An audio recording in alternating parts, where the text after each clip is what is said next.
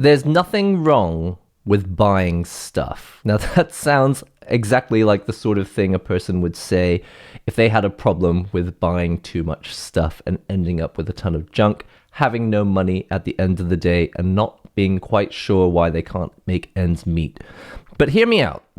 One of the main messages that I see on YouTube, on X, social media, all sorts of places, there's two types of content. Finance, telling you that you should spend less money and save more. And the other one is minimalism. Get rid of all your stuff. Don't buy too many things. You really don't need to keep giving money to these companies. And for the longest time, I thought I had found this gold mine. Like, wow, social media actually does give me some good information sometimes. It's telling me to save money so that I have more money for other important things. And it's also telling me to keep my life simple, remove all of these objects and things that don't really mean anything to me, and spend that money on experiences or other things instead. And that sounds really positive. I really thought, like, this is doing something good for me. But then I kept thinking about it. I own a lot of stuff, and that stuff makes me incredibly happy. The most recent thing I bought, well, it's not the most recent thing I bought. One of the most recent things I bought is this. Just looking at this, I know that you're thinking the same thing. Oh my God, I wish I had one of those right now. This is a Sony MD Walkman for mini disc. It's an MZR55. You most likely remember this because of the remote, because it was in the Bomb Funk MC's Freestyler music video. He was using this as like a remote control to control time. He was like rewinding and fast forwarding people. Obviously, that's not what the real remote does, but it does rewind and fast forward your music.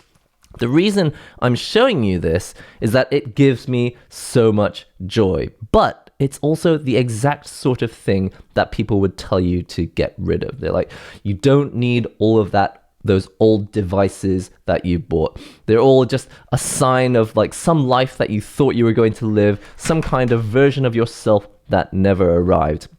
And I always look at my stuff and go, oh man, that's so true. Oh, there's a drawing tablet that made me think I was going to draw more. There's an arcade stick that made me think I was going to practice that fighting game more. There's a musical instrument that made me think that I was going to get better at that kind of music.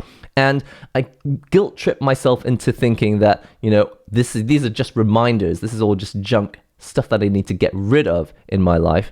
But I realized that these are actually the opposite. The stuff you buy are your treasures. These are artifacts and examples of you understanding what it is that makes you who you are. What I discovered instead, which is the real waste of money, is that finance telling you to save money and minimalism telling you to get rid of your stuff is really part of the message, which is spend your money on things that don't need to exist. And what I mean is companies out there make a lot more money if they can sell you something that they don't have to make. All right? Are you with me on this? Let's delve a little bit further into this. In the old days, a craftsman, a person of some kind of skill, would make like a toy out of wood. For example, Erno Rubik. Remember that guy? He made the Rubik's Cube. It is now the #1 most best-selling toy of all time. And now, obviously, we have all these speed cube variations as well. That's going to annoy people that I didn't fix that cube, but maybe at the end of the video, I'll solve that. But what I'm trying to say is that I really love things like yo-yos, puzzles like Rubik's Cubes, examples of hardware that are incredibly elegant. Things like the mini disc player. Well, obviously this is a mini disc recorder as well. Just look at that disc. I can't remember exactly, but it was mini discs that they used in The Matrix, right? To like show, and he's like giving people information, or when he like learns Kung Fu. Isn't that on? I feel like it was a mini disc that he did that on.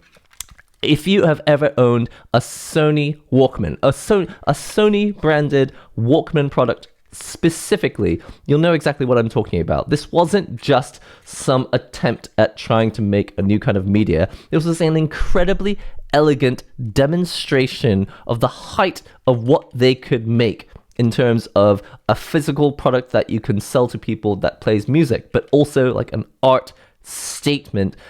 The mini disc player, that technology ended up being the UMD for the PSP.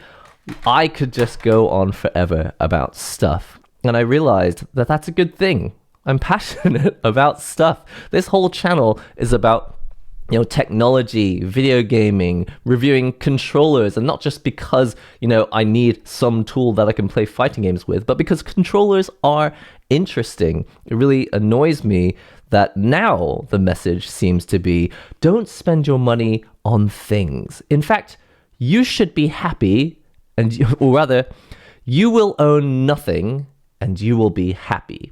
That is the most frustrating statement that I'm hearing most recently. And it's not that people are saying it specifically, that's the underlying message. You don't actually own the games you buy. You pay for a license, but I don't even know if those licenses matter. Like, if Steam disappears, what happens to my licenses? I'm technically the owner of these licenses, but do I still own them if the platform itself disappears? And how can I access these games without the platform, which unlocks them, because I don't have the DRM and all the technology to unlock the game myself? So there is a movement you've probably heard about called Stop Killing Games. I'm not really following all of the specific details, but I understand that the big part of it is that they're trying to get manufacturers to lose the ability to kill off a game whenever they feel like it. Because let's say that you did spend money on a game, or maybe you paid nothing for the game, but you paid money for the DLC and the skins and the extra characters and all that. And then let's say in 2027, turns out this game's not making a whole lot of money, we're just gonna shut it down. And there's no way that you can play it, because there's no offline version. Even though often these games could not easily, but there are ways that you could still experience some form of that game without the server that usually runs it. I don't know about the technology, who knows? Maybe there are some examples of games where that's actually not possible. But the point remains that a game can just be sunset. It can just be shut down, and then you can be told, you don't have that game anymore. And the message underlying beneath that is, you will own nothing and be happy. But I think it gets one stage worse, because if you spend any time on specifically x.com, the original website that used to be known as Twitter, I feel like the most important aspect of a lot of what we see is engagement bait, just making people angry. And the real goal of making people angry is to make them feel powerless. You're supposed to realize that you actually have no power. Terrible things are going to happen. There's very little that you can do about it. And as a result, you're going to feel anxiety. On top of that, they're going to feed you these messages. AI is amazing. AI is amazing. Actually, AI is the reason you're going to lose your job and have no money to buy even the things. Even if you don't buy stuff, you still won't have any money left. And so what you're left with is people who still have to work, but now it's a job that they don't want to do. And on top of that, they're feeling anxiety, which gives more power to leaders who aren't very good. They can be like, vote for me. It's just like, please, yes, lead me. I was born. I always think of that scene from, I think it's the Avengers, when Loki comes down. He says, you humans, you were born to be ruled. You crave it. You want to be ruled. And the truth is, when a human population is stressed out about the threat of an AI invasion, this completely made up robot invasion, it's a man-made robot invasion, we start hoping that someone will save us. And it kind of, at that point, doesn't matter who the leader shows up, it doesn't matter how incompetent they are. We'll be like, please, save us from the AI invasion. It's just like, actually, maybe that person that you're voting for is the person who created that invasion. The point I'm trying to make is that the message isn't just you will own nothing and be happy. The message on top of that is, you will own nothing, you will be happy, with owning nothing, but you will also work hard and you will feel stressed. And I realized that this is the actual goal. Now, a few weeks ago, I made a video kind of trying to figure out, it ended up just being a question. It's like, what is the end goal of all this AI stuff? Because if they want us to lose our jobs to AI, which means that we have no money, and then we can't spend money on games, like, what's the point of that? It means we can't spend money on these products that you want us to buy from you. And I realized that it's not about selling product. It's about selling nothing. It's about selling nothing and having no choice but to buy nothing. And obviously, the number one products and the most rich people out there are the people selling you absolutely nothing. The people who have a service where you go onto a website and you're basically giving away your personal information and data, but that you're also clicking on the ads and you're buying stuff, and the ads money is going to that platform. That company is going to make a lot more money than a company that makes a physical piece of beauty. You know, if you're a company that actually puts money into manufacturing a piece of hardware, you are making something of it's just skill and art. To me, the fact that this exists and the fact that I could still find a working version of it is a beautiful thing. And it makes me glad that I spent money on this, as opposed to a lot of the things that, not that the minimalists are wrong, but if you go down this road of like minimalism, don't own anything, you do eventually reach this point where you're just like, I don't know, it feels kind of empty in here. Like, I feel like I was happier when I had stuff. And the only money that I do spend now is on these ethereal services that leave me with nothing. And it's just a very kind of sad feeling, and we're only at the beginning of it now. But eventually, you've seen the sci-fi movies, you've seen the dystopian futures.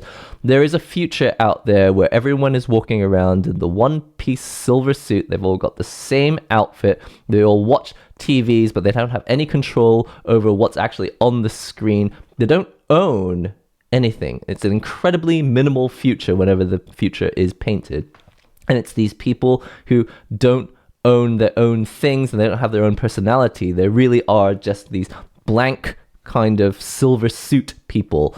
And all we do is we go into the farms and we work the mines, a bit like, I always think of the scene from The Matrix when Morpheus first shows the Matrix to Neo. He shows them, well, it's actually when we're shown as viewers. Neo wakes up in a human farm. Every human is growing in a little pod and they're just being harvested for energy, and they're generating that energy by being in the Matrix and living through a simulation, not a real life. And the more and more I progress through this life, the more I realize, like, that's the end goal for these companies. They don't want us to like have money that we can spend on their stuff, because ideally they want to avoid making stuff. It's too much work making stuff. If a company actually makes a physical object for me, I'm more than willing to pay for that object. Sometimes I'll pay extra for that object because I want to support the creator who made it. Because I realize that the real people out there making a huge amount of money are the people who are selling us stuff, but actually there's nothing in the stuff. They're not selling us stuff, they're selling us nothingness. They're selling us emptiness. They're selling us an ethereal product. But an ethereal product is really the art of selling us nothing, which means that we give and we receive nothing, we are left with nothing, and at the end of our lives, I'm not saying that it's the objects that really define you, but it feels like a non-genuine thing to want people to experience. If you go to like your grandparents' house and they feel so like happy that they can welcome you into their home, like, oh, we lived in this house for 50 years and all the stories we created here, like, that is really powerful. I'm not saying that you have to own a home to be generous, but that is a valuable thing, and they realize the value of owning their home. But one of the things that I saw, watching YouTube videos and all that, In the finance world, there's all this question of like whether you should buy a house or whether you should rent a house, and all of these messages like, don't spend money on those things, you don't need those things, spend the money on experiences. It's like of course experiences are valuable, but there's so much of this video content aimed at making you not value ownership. But the truth is, ownership is something we should be fighting for strongly. We get to define what our treasures are, and obviously making a video saying you don't have to own physical objects, that's fine, but I feel like we're losing track of ownership in general. Sorry, I was going to like make a coffee while making this video, but I made the coffee first, so I've already got the coffee here. For the longest time, I thought a lot of these videos were aimed at kind of making our lives better, but then I started to ask myself, why is YouTube pushing this type of content? Why is YouTube pushing content that's good for me? Like, that doesn't benefit them. It doesn't benefit Google or YouTube or any of their advertisers if I stop buying stuff. So there must be a reason why they're pushing minimalism and finance content where they're saying, you know, just rent a home instead of buying a home. I started realizing it's like all of these things just make the rich people even richer. You know, if I own nothing, I have nothing to barter with. I can't sell anything. I don't know if the word is nest egg, but I have like nothing to fall back on if I have no ownership of anything. And again, I really want to state that I don't think the point here is physical objects. It could be your intellectual property, but I want us to avoid the trap of thinking that the idea of ownership is equal to hoarding of stuff that you don't need, because it might actually be stuff that you do need and might be valuable to you. So hopefully expanding upon the points in this video hasn't made the message unclear. What I really want to say is that there's nothing wrong with buying stuff.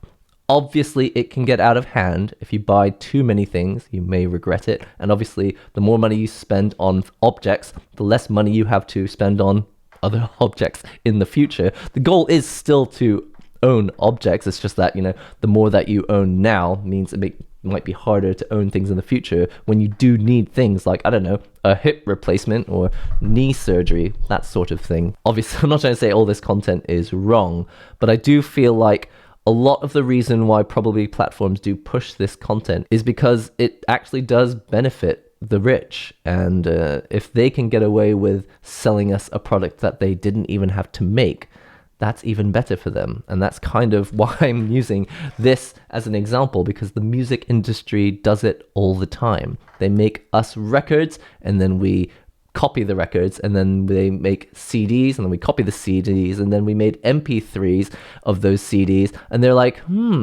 if we could just sell you the MP3, then we don't have to manufacture anything. It's just, wow, well, they can make infinite free money by just duplicating things and giving them to you in exchange for money. But the trick of it all is that you don't actually own it. You just have this weird license to listen to the music, but you don't actually have the permission to do anything with it after that.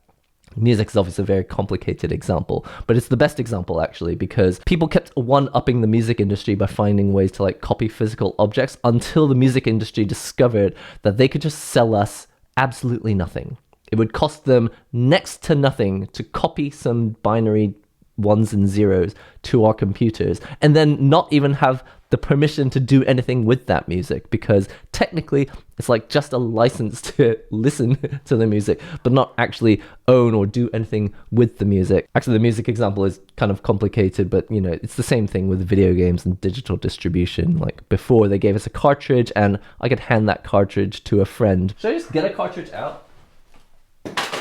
My favorite cartridge. I actually love playing this on my actual physical Nintendo Entertainment System, Super Famicom.